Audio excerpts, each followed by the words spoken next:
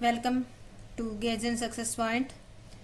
आज हम करेंगे 11th अकाउंटेंसी का chapter 9 books of original entry journal. आज हमारा इस चैप्टर का 5th लेक्चर है और आज जो है हम करेंगे इसके अंदर यानी कि आज का हमारा टॉपिक होगा कंपाउंड जर्नल एंट्री, जिसको हम हिंदी में क्या कहते हैं, मिश्रित। कंपाउंड को क्या कहते हैं, मिश्रित जो एंट्री होती है उनको आज हम इसके अंदर स्टडी करेंगे। तो और साथ के साथ इसके कुछ एग्जाम्पल भी करेंगे और कुछ बुक में दे रखे हैं वो इलिस्ट्रेशन लेके भी हम इसको समझने की कोशिश करेंगे। तो सबसे पहले देखो, कई बार कंपाउंड एंट्री जो है उससे रिलेटेड क्वेश्चन आ जाता है थ्योरी में। तो ये थ्योरी का क्वेश्चन भी आपको याद करना जरूरी है। इसके अंदर क्या क्या लिखना है, कैसे लिखना है, ये 4 नंबर का आ जाता है। तो कंपाउंड जर्नल एंट्री क्या होती है, कई बार एक ही तिथि को 2 या 2 से अधिक ऐसे लेन देन होते हैं जो प्राय एक ही खाते से संबंधित होते हैं। यानी कि कई बार एक ही डेट को एक जैसे या एक ही अकाउंट से रिलेटेड या एक ही जैसे बहुत सारे लेन देन हो जाते हैं जो केवल एक खाते से संबंधित होते हैं। इसकी अलग अलग प्रविष्टि एंट्री करने की बजाय एक ही प्रविष्टि कर दी जाती है। अब देखो, अगर एक ही खाते से संबंधित है वो लेन देन, तो क्या करेंगे, उसकी अलग अलग एंट्री करने के बजाय उसकी एक ही एंट्री कर दी जाती है। और इस एक एंट्री को, जब ये एंट्री एक इकट्ठी कर दी जाती है, कई जो ट्रांजैक्शन होती है उनकी इकट्ठी एक एंट्री कर दी जाती है, उसको कंपाउंड एंट्री या मिश्रित प्रविष्टि कहा जाता है।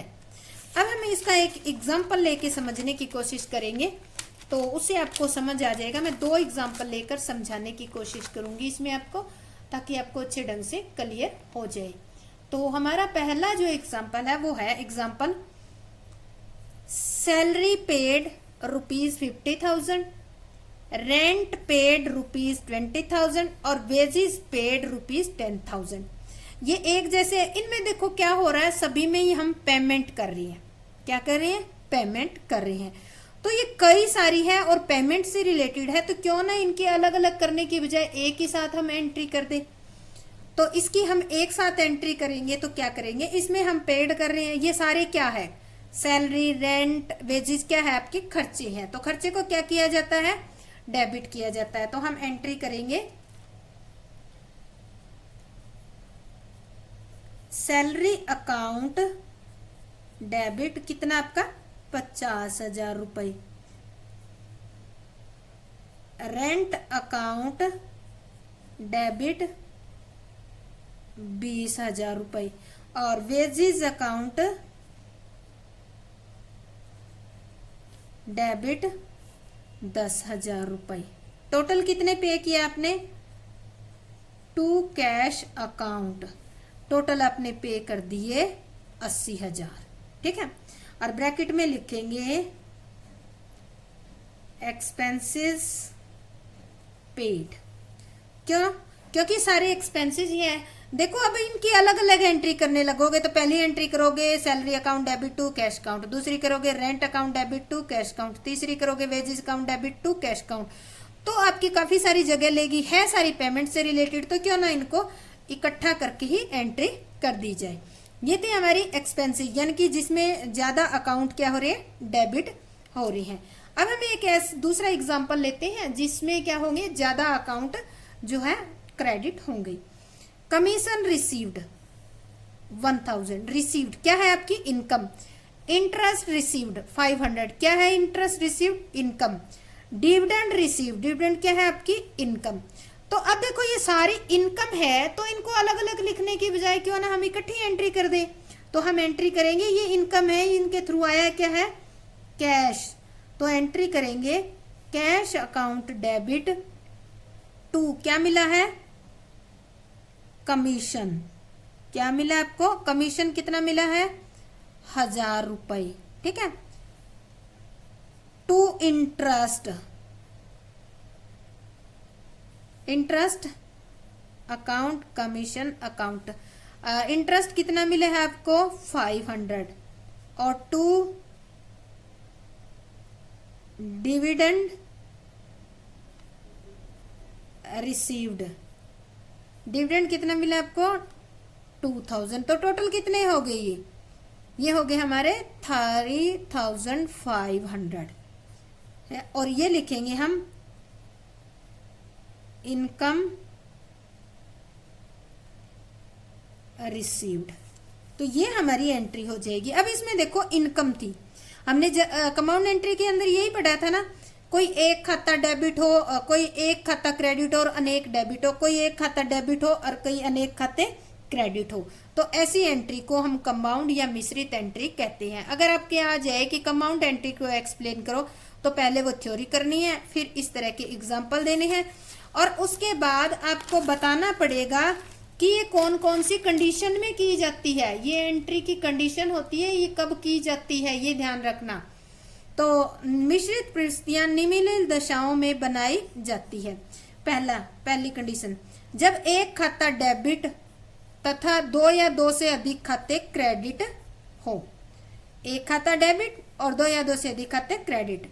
जब एक खाता क्रेडिट और दो या दो से अधिक खाते क्या हो, debit.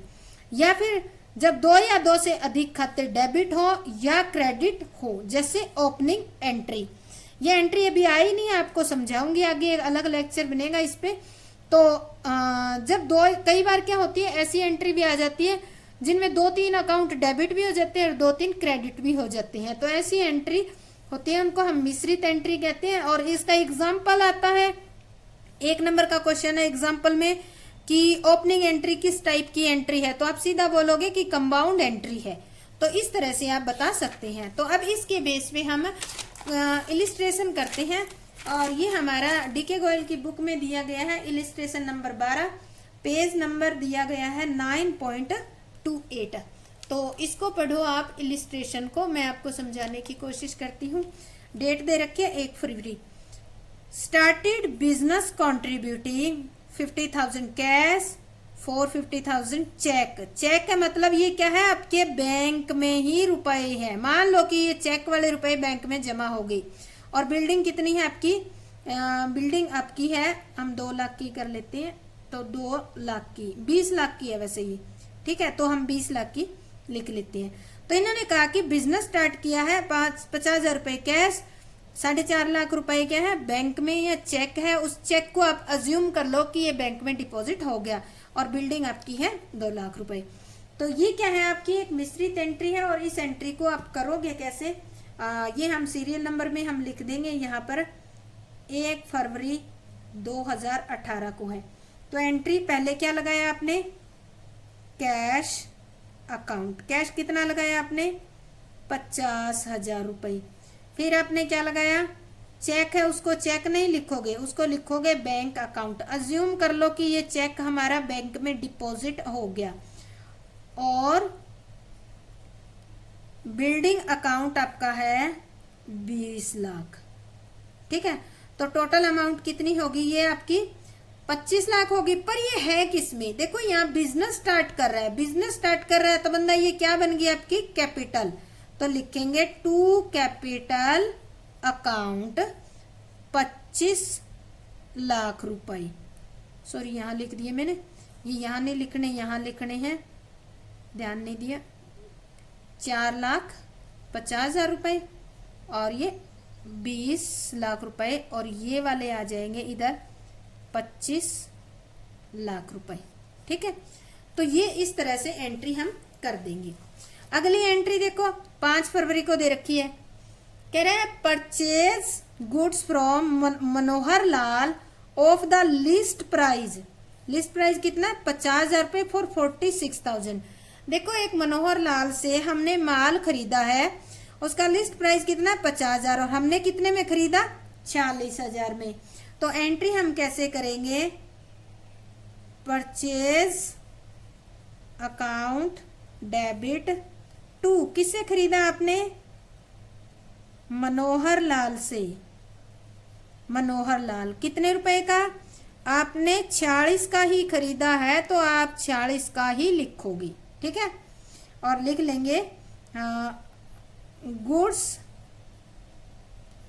Purchase from Manohar Lal तो इस तरह से आप ये एंट्री कर दोगे, यानी कि जिसमें आपने मनोहर लाल से गुड्स खरीदा है और ये कह रखा है। इसके बाद नेक्स्ट एंट्री हमारी आती है इसकी नेक्स्ट में क्या रखा है, goods purchase goods costing 1 lakh, 1 lakh रुपए का माल खरीदा फ्रॉम साहिल, साहिल से 1 लाख रुपए का माल खरीदा and paid 60% immediately by cheque और टू अवेल 5% डिस्काउंट। यानी कि ये कह रहा है कि आपने साहिल से 1 लाख रुपए का माल खरीदा, जिस टाइम आपने माल खरीदा तुरंत 60% का तो भुगतान कर दिया और 5% आपने क्या कर ले ली, डिस्काउंट भी ले ली।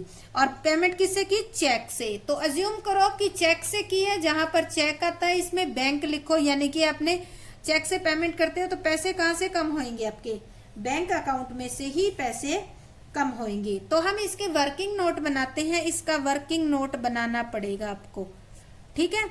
और ये वर्किंग नोट आप साफ सुथरा बनाना, इसी से ही आपको समझ में आएगा। तो लिस्ट प्राइस कितना है, लिस्ट प्राइस ऑफ गुड्स कितने का है, 1 लाख का, ठीक है। आपने क्या किया, 1 लाख का माल है, कैश पेमेंट कितनी की, कैश सेल कर लो इसको, सॉरी सेल नहीं करेंगे, कैश परचेज या कैश पेड भी लिख सकते हो, परचेज की जगह पेड, ठीक है। ये लेना है आपको 60% ऑफ 1 लाख, कितना, 60,000 रुपए। अब इसमें कह रहा है लेस डिस्काउंट लिए इसने, कैश डिस्काउंट, कैश डिस्काउंट किस पे मिलेगी, जो आप नगद में पेमेंट कर दोगे उसी पे मिलेगी, 5% ऑफ 60,000, तो कितना हो जाएगा, 3,000 हो जाएगा आपका। तो अब आप उसको पेमेंट कितनी करोगे, 57,000 रुपए, ठीक है।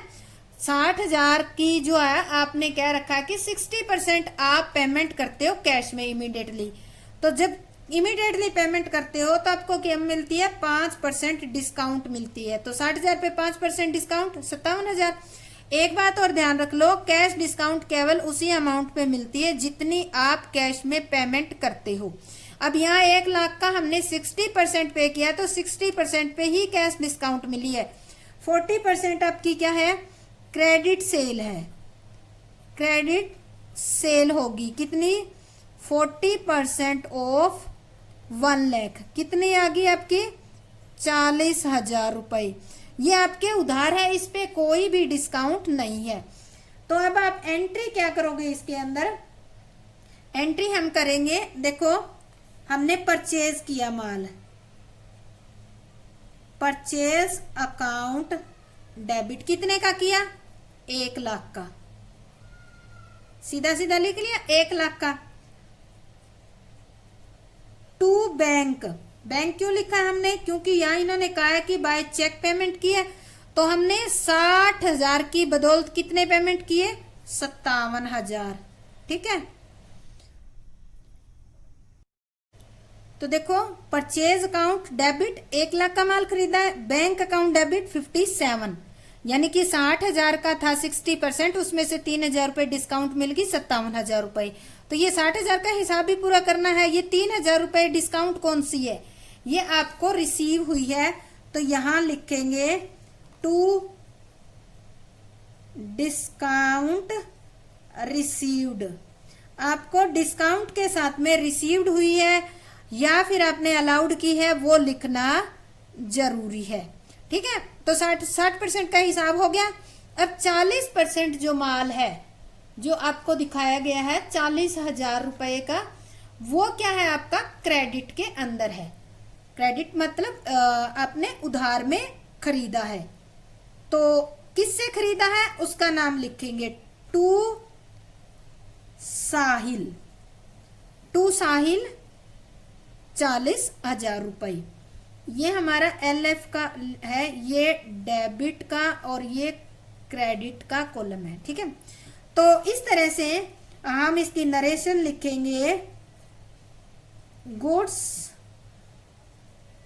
Purchase from Sahil 60% paid at 5% cash discount. ठीक है, तो इस तरह से हम इसके नरेशन दे देंगे। नेक्स्ट हमारा आता है अगला जो भी इलिस्ट्रेशन है वो दे रखा है, सोल्ड गुड्स टू किशोर, किशोर को माल बेचा of the list price of ₹40,000 और 38 का, यानी कि किशोर को 40,000 रुपए लिस्ट प्राइस का माल कितने में बेचा? 38,000 में। तो सीधी सी बात है, बेचा किसको है? किशोर को। तो एंट्री करेंगे किशोर डेबिट टू सेल्स अकाउंट। कितनी अमाउंट आएगी? लिस्ट प्राइस 40,000 रुपए है और उसको 38 में बेचा 38 में, तो 38,000 यहां पर आपकी आ जाएगी। और यहां लिखेंगे सोल्ड गुड्स टू किशोर, ये हमारी हो जाएगी नरेशन। इसके बाद आते हैं अगले जो ट्रांजैक्शन है वो हमारी आती है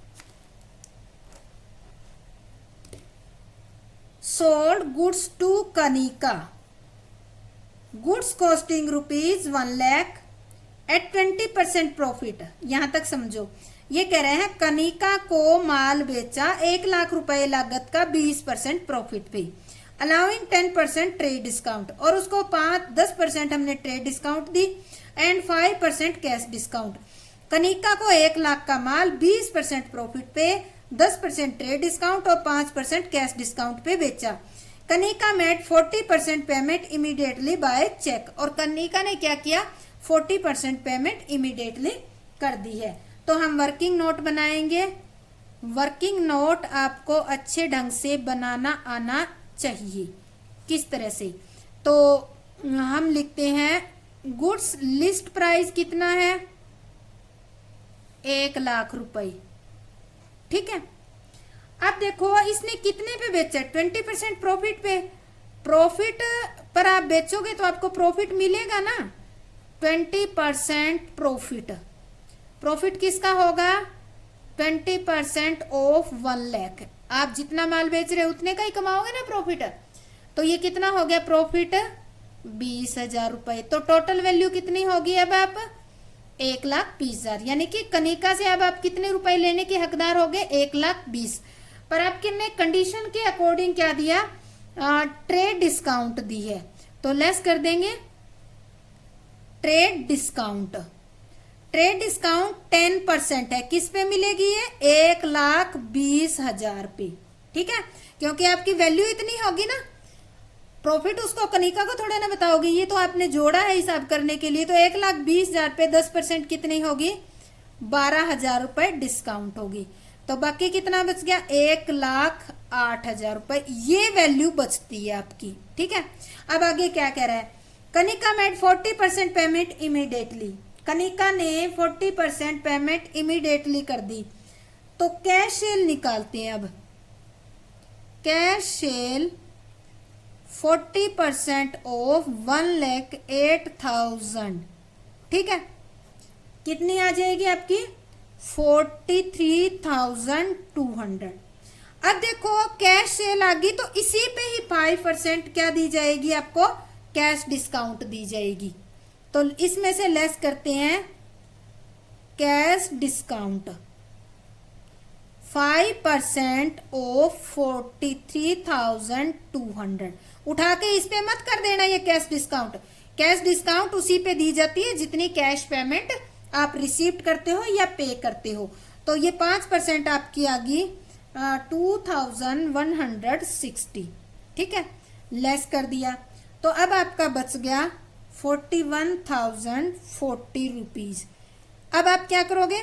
40% में से इतने, ये आपको लॉस हो गया, ये आपने क्या कर दिया? उसको डिस्काउंट दे दी। अब देखो टोटल सेल 1,08,000 रुपए आपके टोटल पेमेंट बनते हैं जो मिलने, इसमें से 40% का तो हिसाब हो गया आपका।